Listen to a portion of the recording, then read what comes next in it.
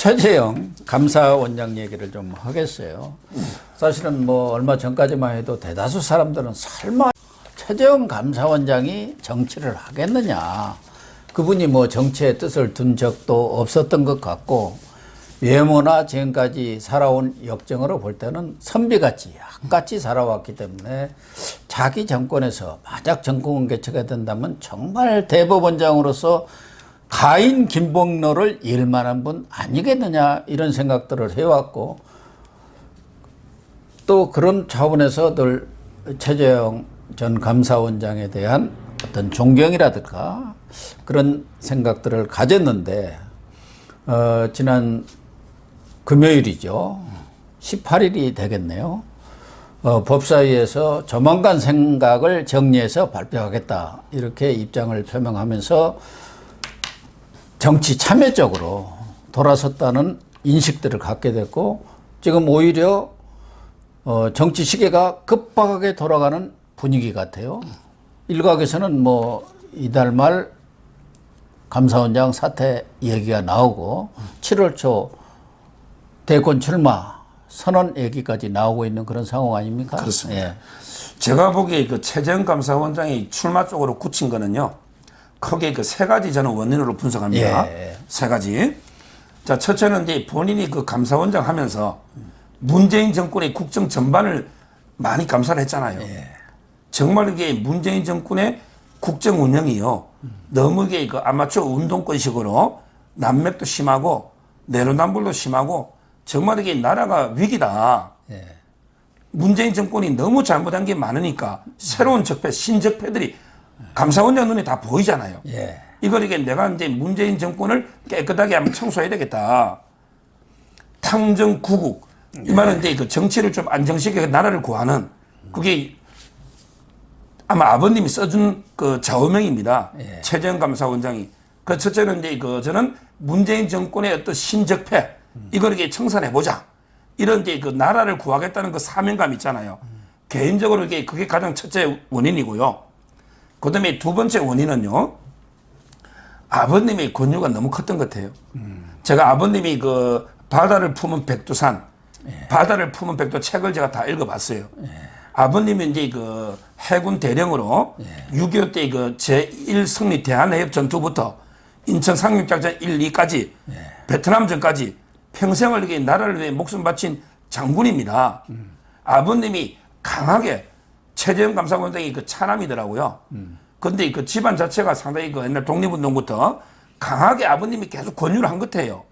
근데 그걸 갖다가 또 자식된 돌이 뭐 본인 생각도 있는데다가 이렇게 가족들이 강권하니 아마 거기에 저는 약간의 영향을 줬다 봅니다.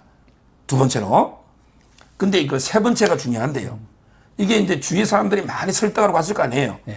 정의화 의장부터 뭐 고영조 변호사부터 최근에 조대환 변호사 있잖아요. 예. 이런데 여러분들이 설득했는데 결국은 이제 본인이 봤을 때 지금 이게 야당에 대안이 없다 보는 거죠. 왜냐면 이게 윤석열은 휘청휘청하고 이게 과연 보수 후보냐. 왜냐면 이게 박근혜, 이명박, 이재용 이런 데 보수 핵심들하고 윤석열 총장은 이게 악연이 있죠.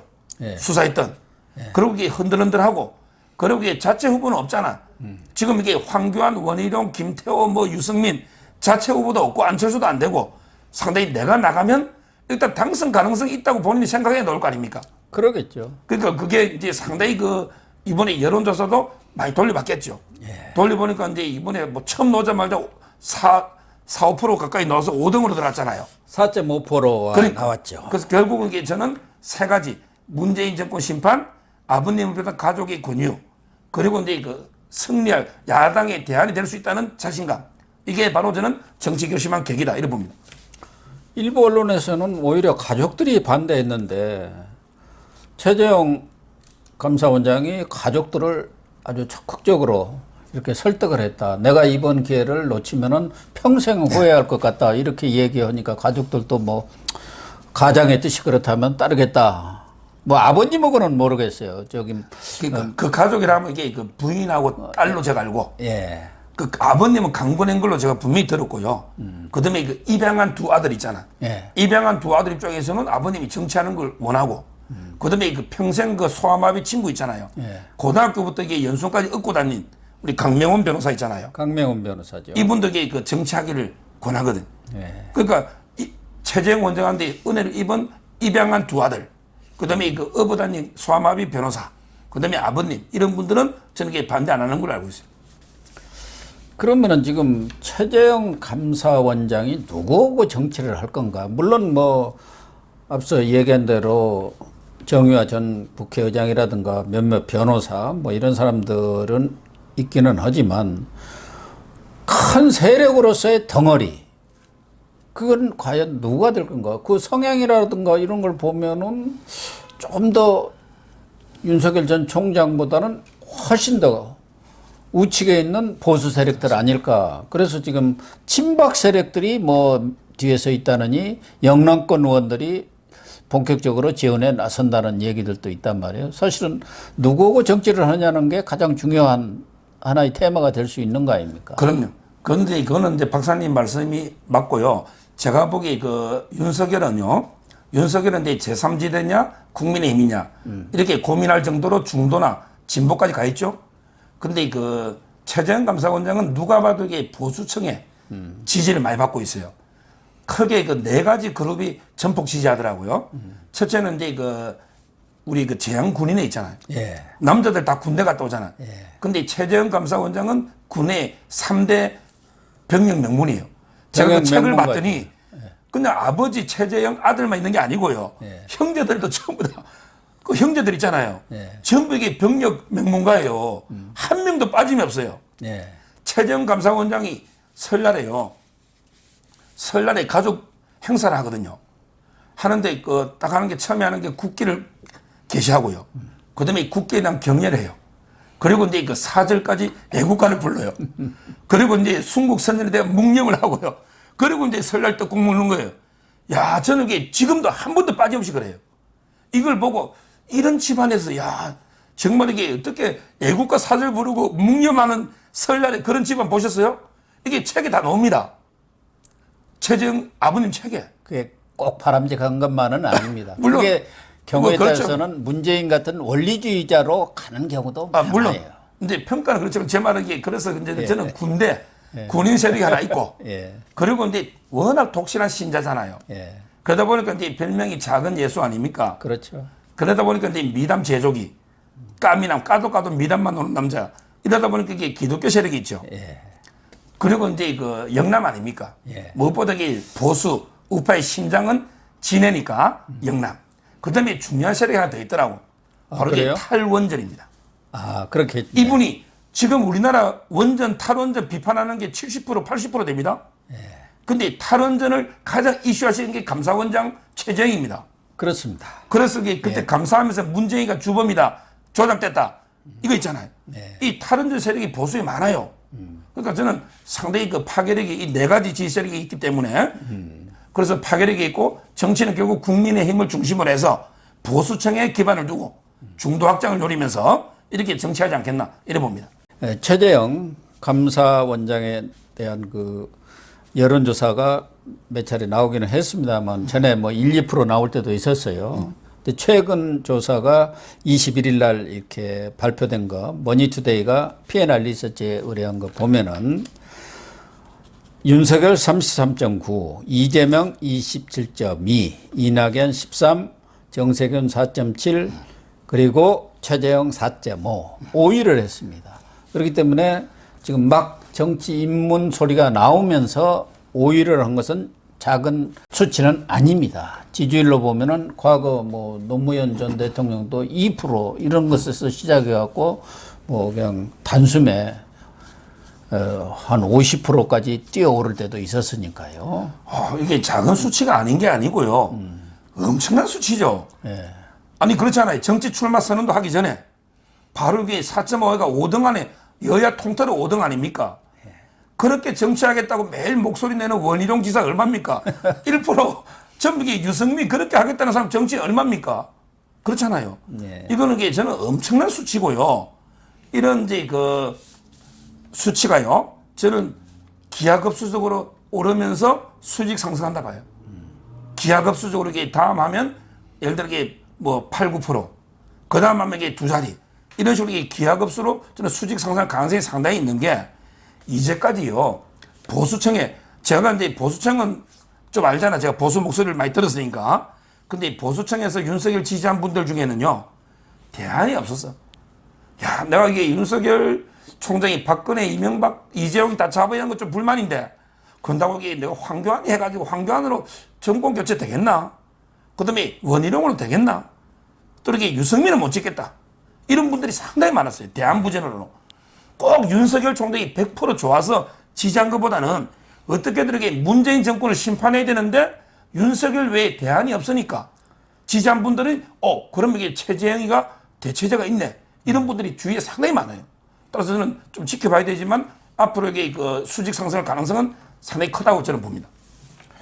근데 윤석열 전 총장도 바로 지금 검찰총장을 하다가 그만두고 나와서 대선에 나가는 게 옳으냐 하는 논쟁도 있지 않습니까? 물론 뭐 여권에서 주로 공격하고 있습니다만은 정치검찰이라고 그러려고 그렇게 권력 수사를 했구나. 자기 정치 욕심 때문에. 그게 이제 추미애가 제일 먼저 들고 나서서 공격하고 있습니다만은 똑같이 최재형 감사원장도 마찬가지 그런 비난을 들을 수가 있고 최재형 감사원장이 나옴으로 인해서 그동안 윤석열 전 총장이 갖고 있었던 그런 정의라든가 공정, 상식의 그런 부분까지도 갉아먹고 경우에 따라서는 싸잡아서 비난의 대상이 될 수도 있는 그런 측면은 충분히 있는 것 같아요. 예.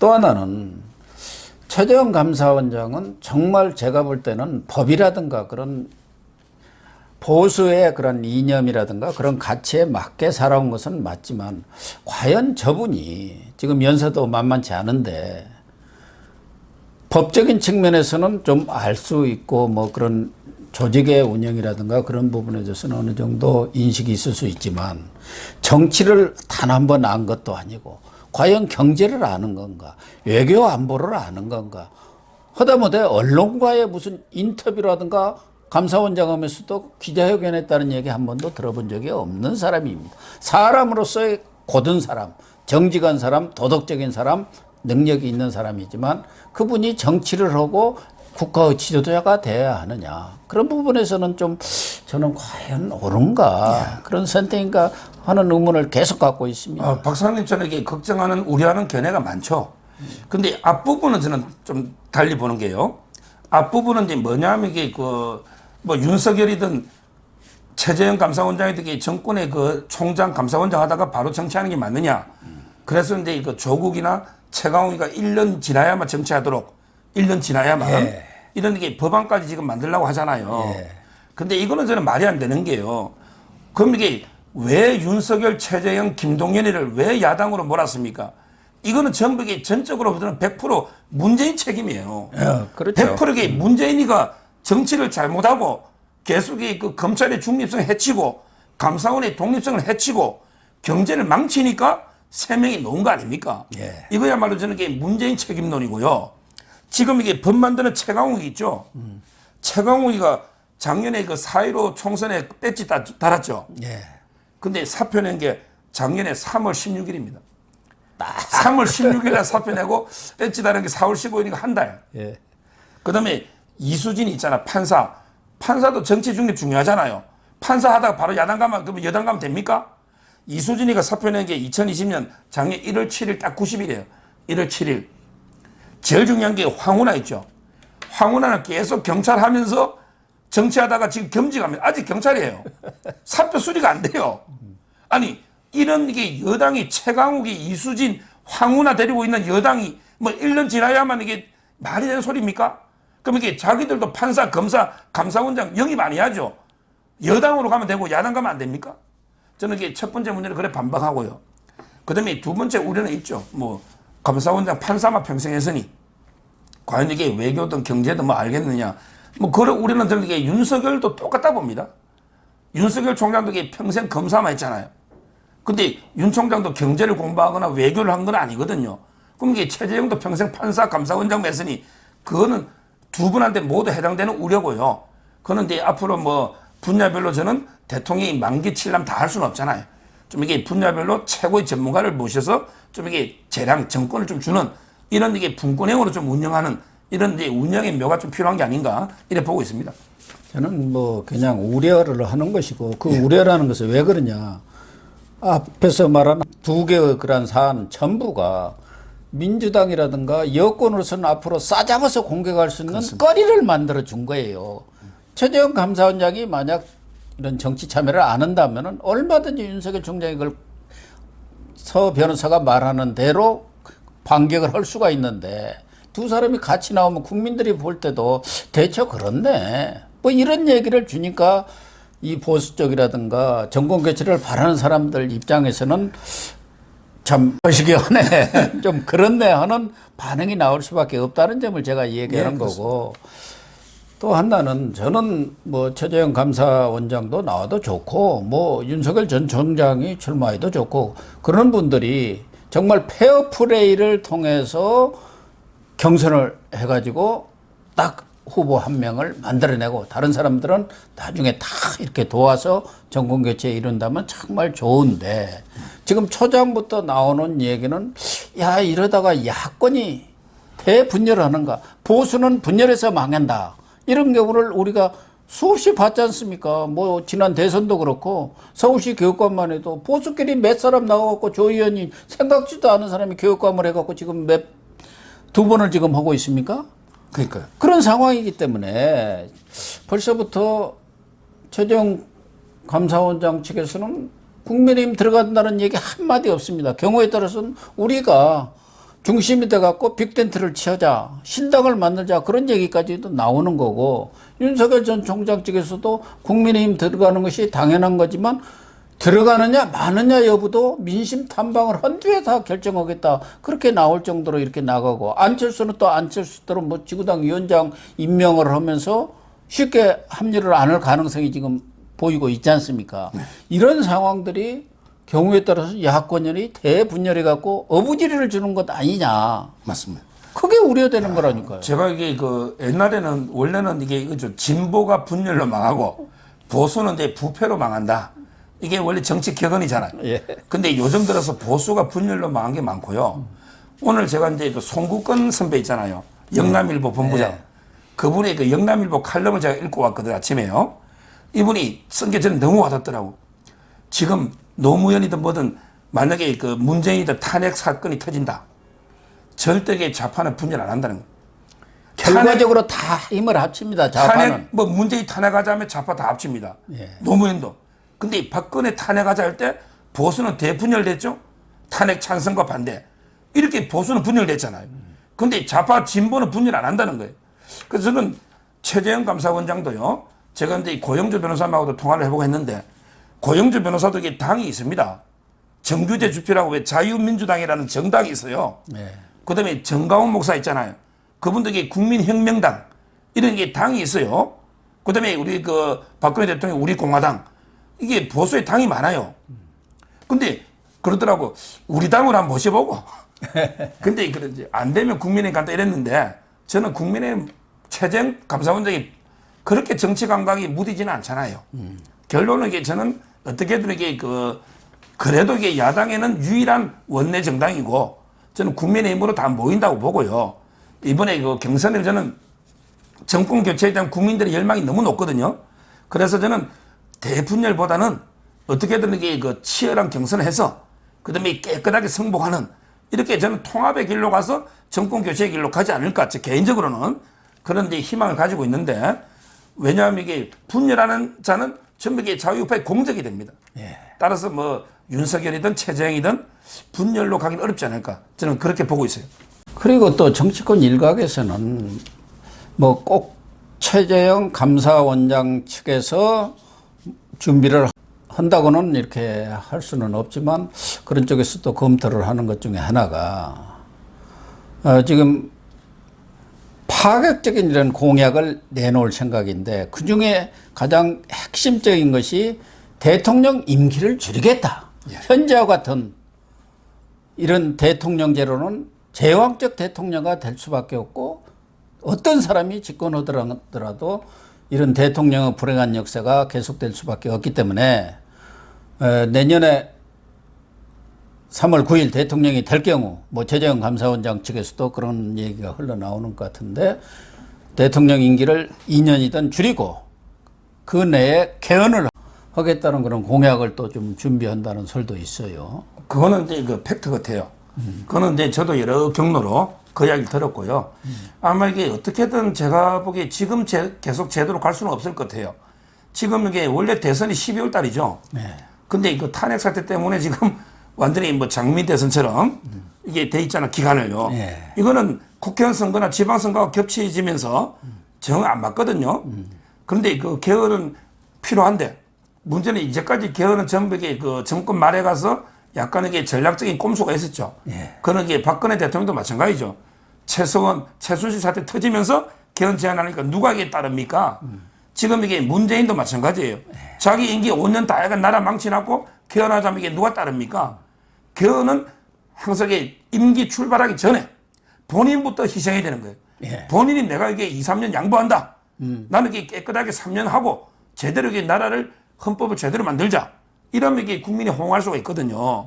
따라서 저는 뭐 최재형 감사원장의 그 개헌론이잖아요. 이건 상당히 좋은 공약이다. 저는 개인적으로 이렇게 평가합니다. 그래서 윤석열 전 총장 측에서도 이런 파격적인 공약들이 많이 나올 수 있다는 점을 염두를 둬야 할 것 같은데 그런 부분까지는 제가 볼 때는 아직 접근하지 못하고 있는 것 아닌가 그런 생각도 지금 해봅니다. 저런 걱정들이 참 많네요. 제가 정보가 없으면은 모르는데 이런저런 정보들이 이렇게 직간접적으로 들어다 보니까 자꾸 걱정이 많이 늘어납니다. 그 제가 윤 총장 측에 그 이동훈 기자 그만두기 전에 최재형 어떻게 생각하냐 물어봤더니요. 뭐 자기는 이게 두 가지로 좋게 보더라고. 흥행이 되니까 경선 흥행되니까 최재형 너무 좋고. 예. 그다음에 그 네거티브의 표적이 둘로 나뉘지면 아무래도 이게 덜 맞잖아요. 말을 두 마리가 뛰면 여당에서 공작을 하더라도 둘 다 공작해야 되니까. 그러니까 이제 경선도 흥행되고 그다음에 엑스파일처럼 여당의 공작 표적도 최재형과 두 개로 나뉘지니까 오히려 이게 땡큐 아니냐 이래 보지만 제가 웃으며 그랬죠. 땡큐가 아니고 이게 대체제가 될 수 있다. 얼마든지 긴장해야 된다.